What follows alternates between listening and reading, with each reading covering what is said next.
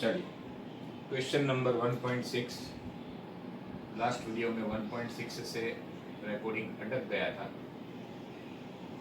If somebody calls during recording, video stop हो जाता है। तो मैं भी फ्लाइट मोड में फोन को रखना भूल गया था। अब यहाँ से क्वेश्चन नंबर 1.6, जिसमें आपको 4 चार्जेस दिए गए हैं। सेंटर पे 1 माइक्रोकूलम है और स्क्वायर का लेंथ है 10 centimetre. Each side is of 10 centimetre. We have to find net force on charge 1 microcoulomb placed at the center. So here you can see force acting on O due to A and on O due to C. देखिए ये दोनों positive है, so force on O due to A repulsion, force on O due to C that is also repulsion. ये दोनों force का value भी same होगा क्योंकि ये दोनों का मैग्नीट्यूड सेम है।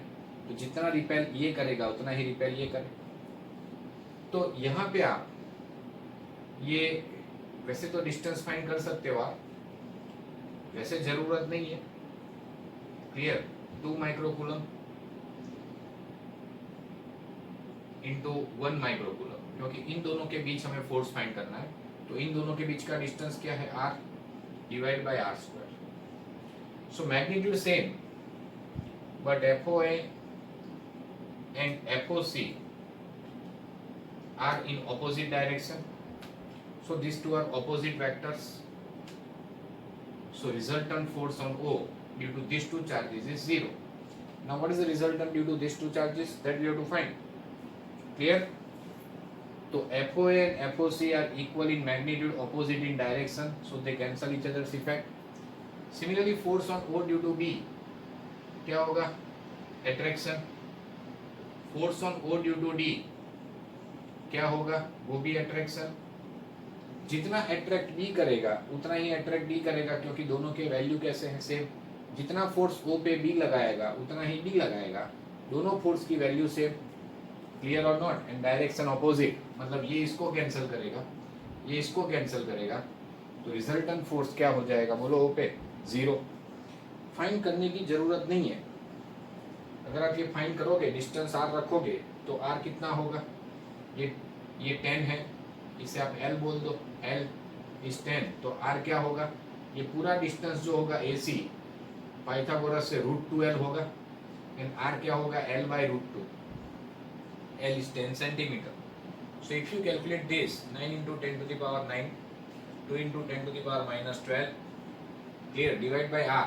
R इज, ये टोटल √2L है और ये उसका आधा L बाय √2, मतलब 10 by √2, 10 by √2। Clear or not?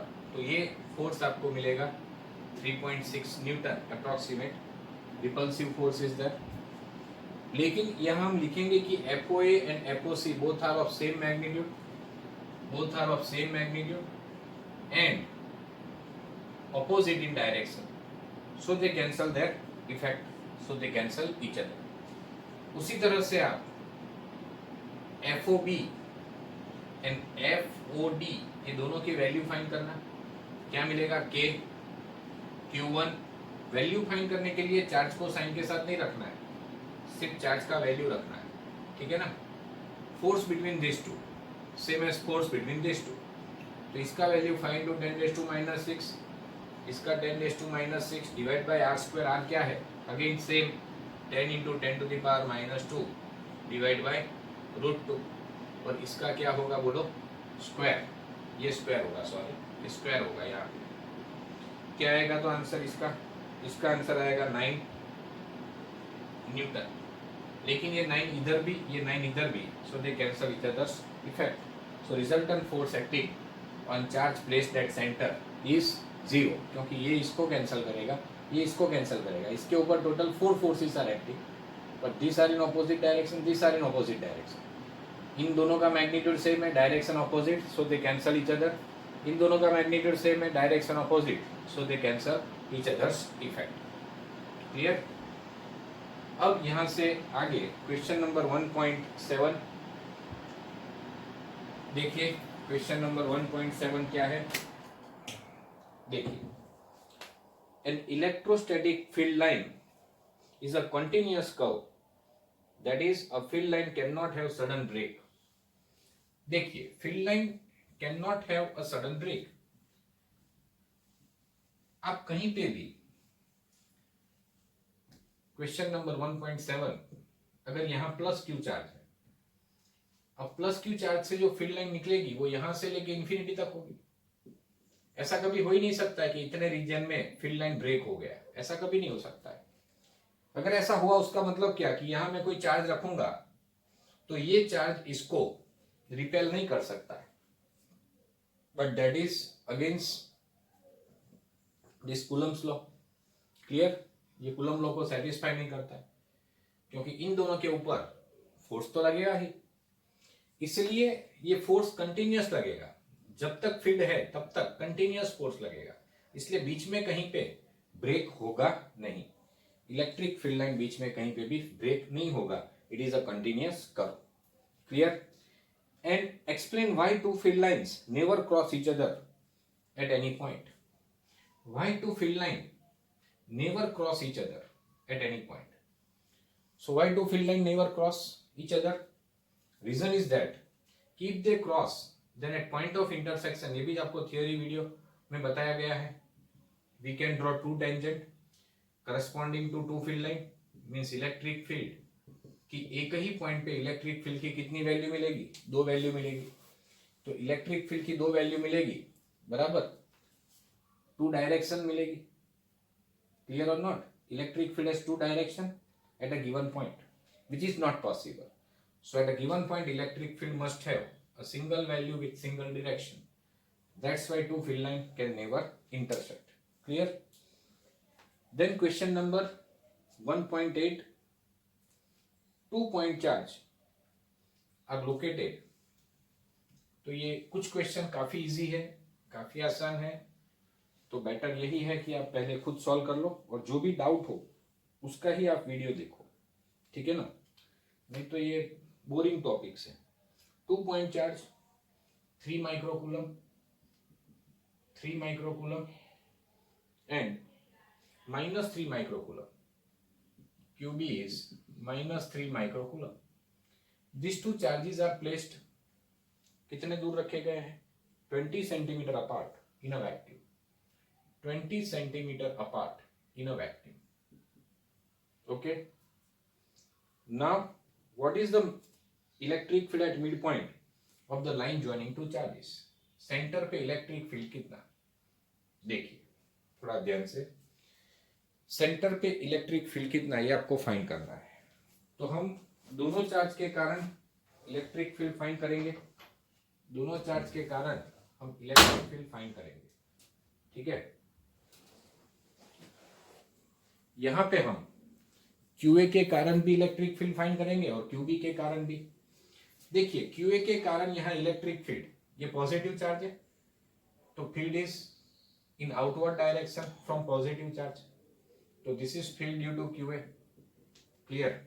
And उसी पॉइंट पे B के कारण फील्ड कहां जाएगा? Entering in. यहीं पे ड्रॉ करूंगा तो आपको पता नहीं चलेगा, आप समझिए कि मैंने इसी पॉइंट पे ड्रॉ किया है। पॉजिटिव से फील्ड बाहर आएगा, नेगेटिव के अंदर जाएगा। दोनों फील्ड की वैल्यू सेम होगी क्योंकि दोनों का मैग्नीट्यूड सेम है। डिस्टेंस मिड पॉइंट है इसलिए डिस्टेंस भी यहां से 10 सेंटीमीटर और यहां से भी 10 सेंटीमीटर।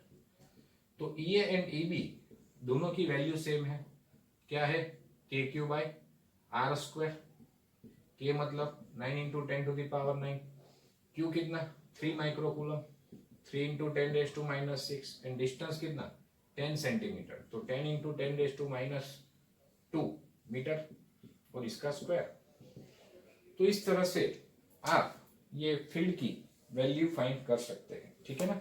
इस तरह से आप फील्ड की वैल्यू फाइंड कर सकते हैं। क्या है वैल्यू बताइए? इस फील्ड का वैल्यू क्या आएगा?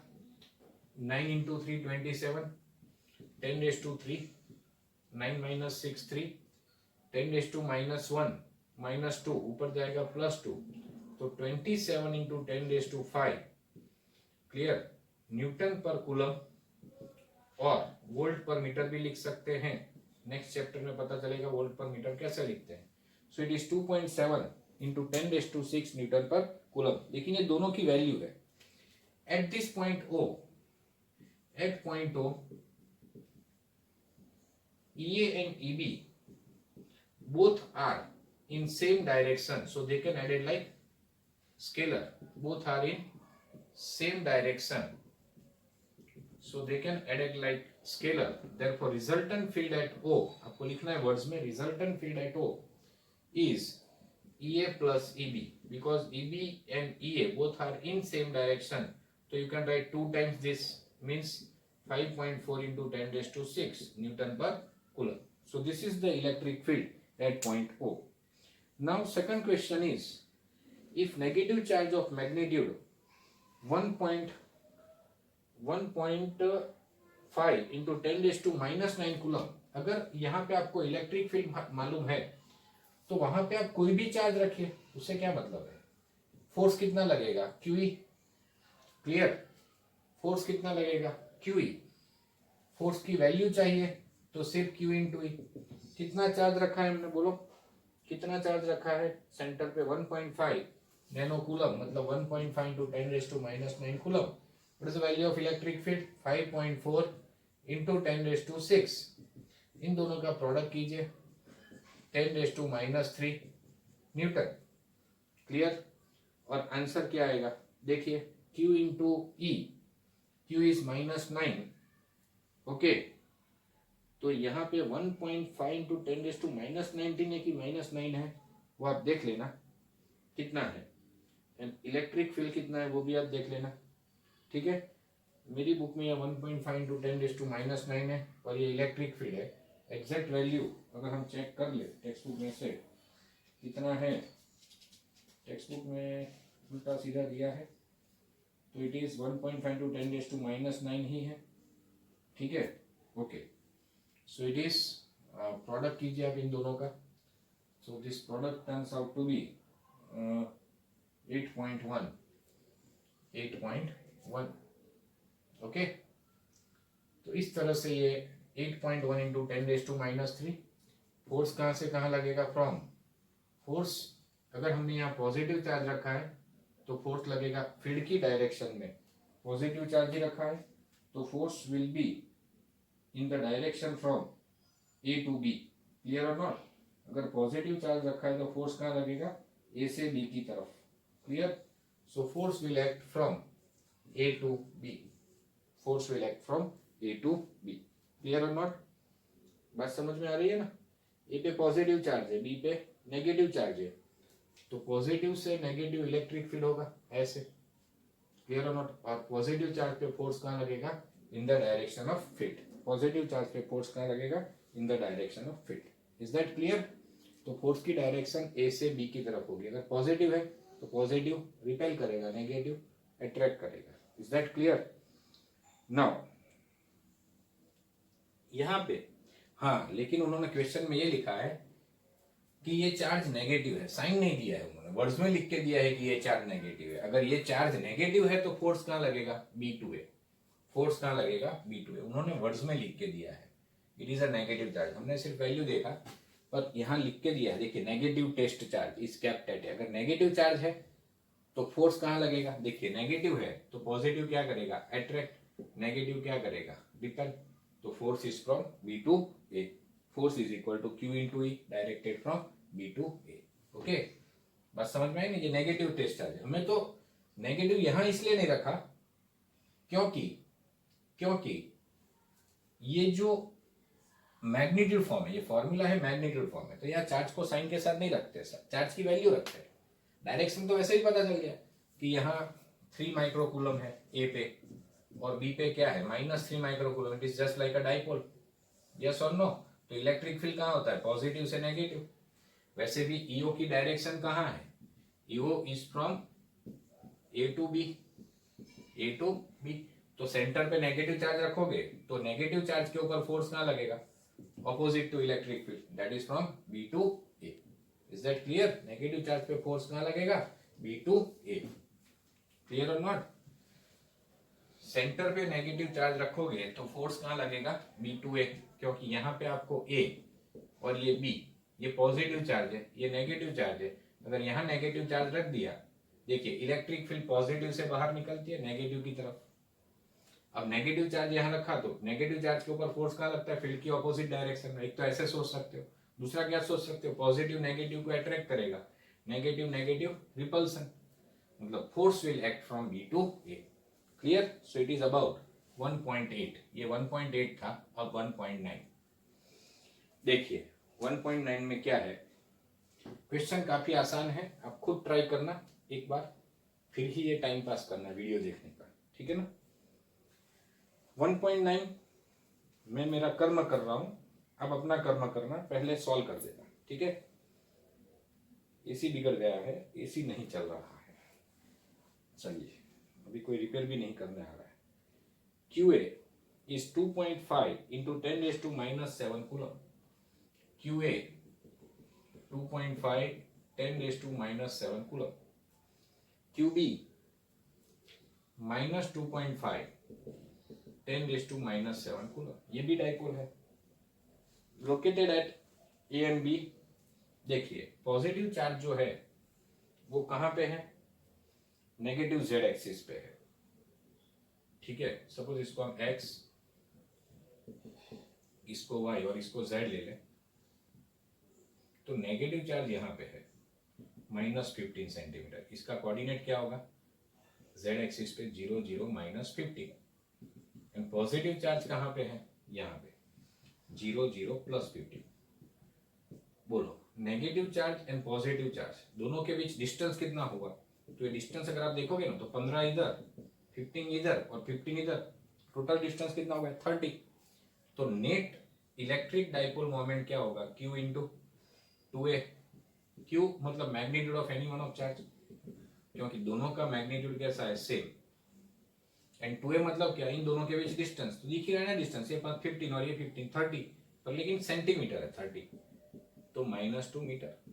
Clear or not? वैसे मैंने थ्योरी वीडियो में बताया था कि 2A vector is from negative to positive. Clear? 2A vector is from negative to positive. उन्होंने पॉजिटिव चार्ज कहाँ रखा है, यहाँ पॉजिटिव रखा है, सॉरी, और यहाँ नेगेटिव रखा है। तो 2A vector is from negative to positive. तो 2A वेक्टर अगर आपको फाइंड करना है तो 0 0 -15। क्लियर? मैंने लिखवाई थी फॉर्मूला, अब थ्योरी वीडियो देखना फिर से। R प्लस में से R माइनस सब्ट्रैक्ट करेंगे, हेड माइनस टेल, क्योंकि ये 2A वेक्टर है फ्रॉम नेगेटिव टू पॉजिटिव, ठीक है। तो ये R प्लस है और ये R माइनस है। क्लियर? और सब्ट्रैक्शन करोगे तो -30 K कैप सेंटीमीटर होगा, मतलब -0.3 K cap metre. Clear or not? मतलब यहाँ पे अगर डायरेक्ट वेक्टर फॉर्म में लिखना है तो क्या होगा, ये क्या होगा, 2A vector direct vector form में लिखना है तो -0.3 K कैप। ये कूलम और ये metre, coulomb and metre, not centimetre, remember. So it is 7.5 into 10 to the power -8 coulomb meter।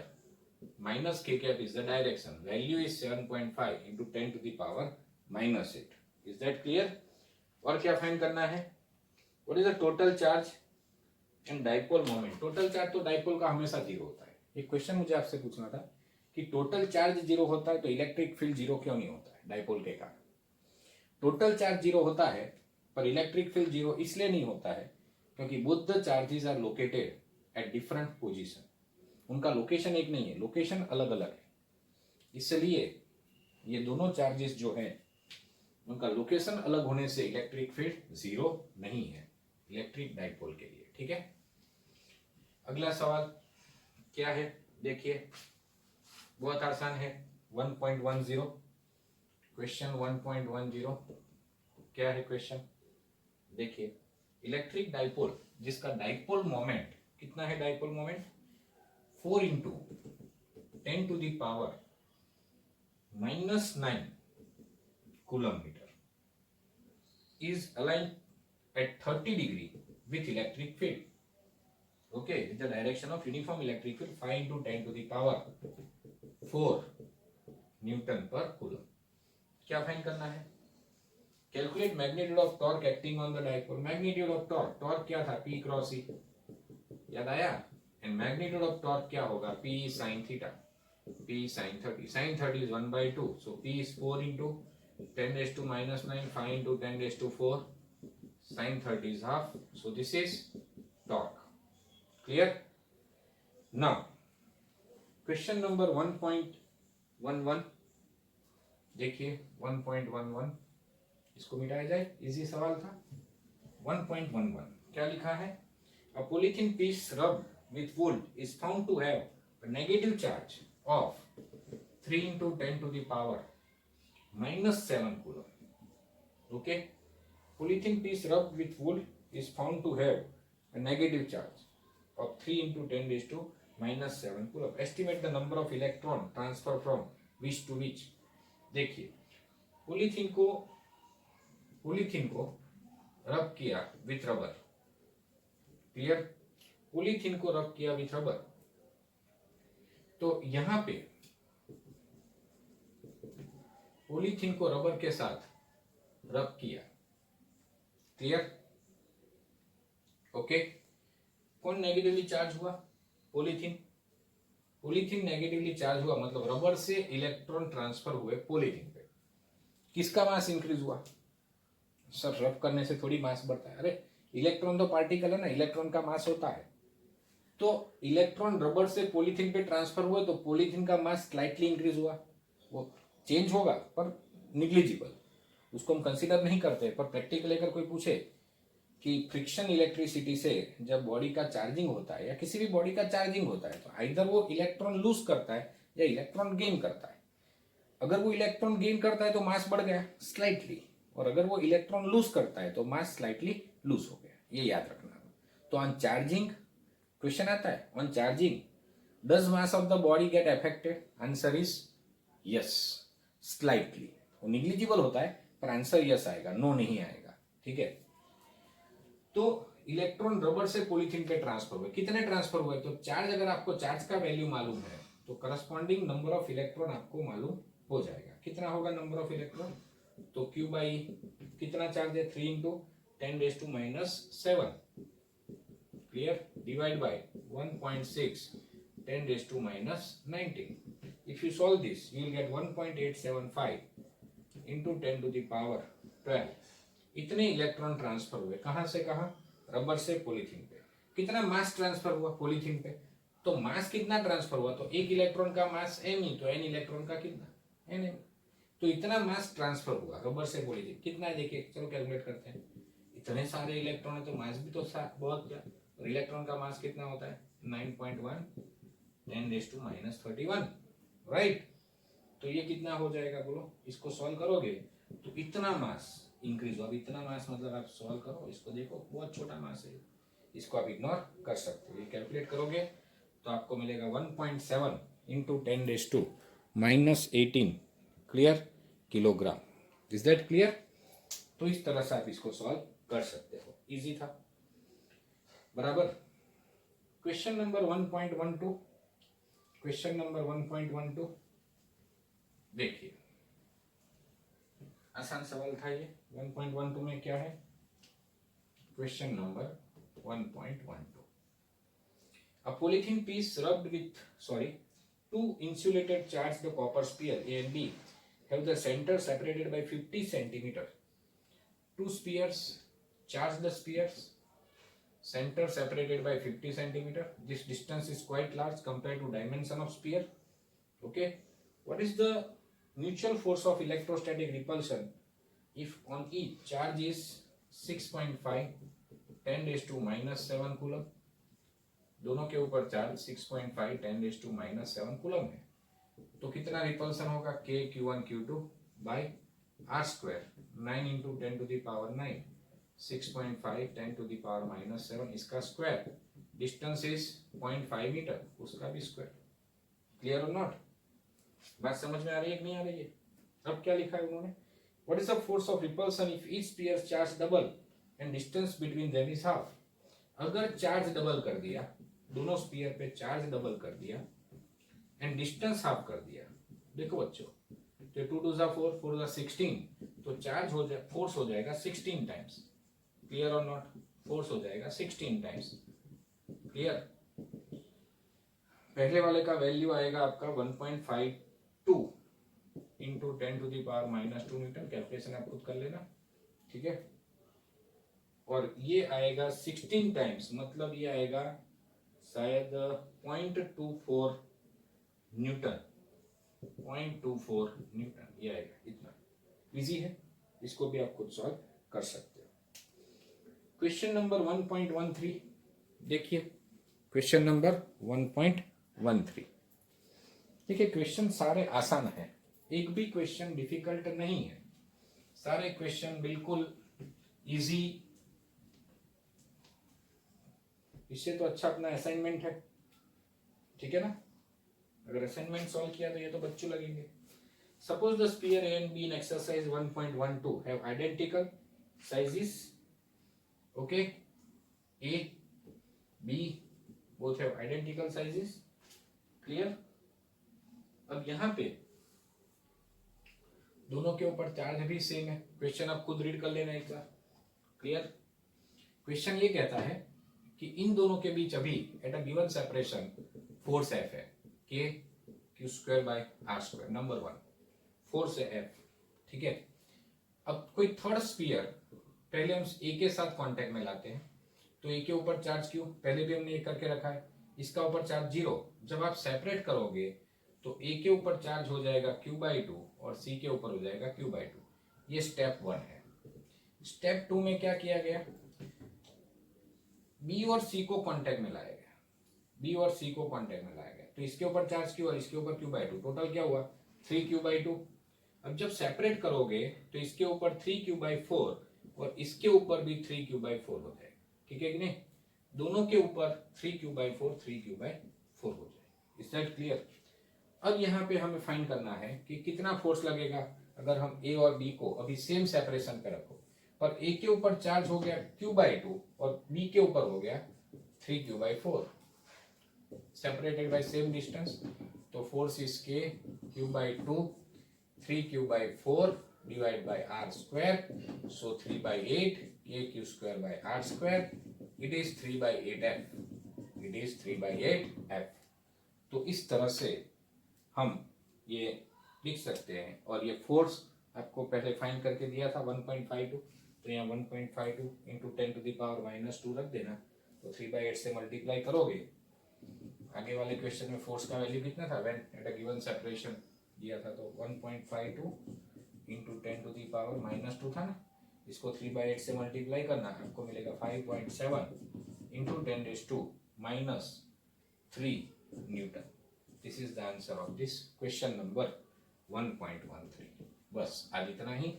कुछ बच्चे फोन कर करके रिक्वेस्ट कर रहे हैं कि सर हमारे बहुत वीडियो देखने के बाकी हैं, तो प्लीज़ आप 1-2 दिन वीडियो अपलोड मत कीजिए, लेकिन मैं ये चैप्टर कंप्लीट कर देता हूँ। एंड कल हो सके तो हम इसके एडिशनल एक्सरसाइज के वीडियो भी अपलोड कर देंगे। और be ready for the test, आप टेस्ट के लिए तैयार रहिए, ठीक है। और टेस्ट आपका विदिन 2-3 डेज हम कंडक्ट करेंगे। क्वेश्चन पेपर मैं ऐप में डालूंगा, मटेरियल में, वो क्वेश्चन पेपर आपको लिख के आप अपने घर पे फाइल कर देना, ओके। तो वो क्वेश्चन पेपर जब भी लॉकडाउन खुलेगा उसके बाद मैं कलेक्ट करके हम उसको चेक करेंगे, ठीक है। तो इस तरह से जितने भी टेस्ट होंगे सारे क्वेश्चन पेपर आप अपने पेरेंट्स के सामने बैठ के लिखोगे, और उसके बाद जब लॉकडाउन खुलेगा then you hand over those paper in office, और उसको हम बाद में चेक कर लेंगे, ठीक है।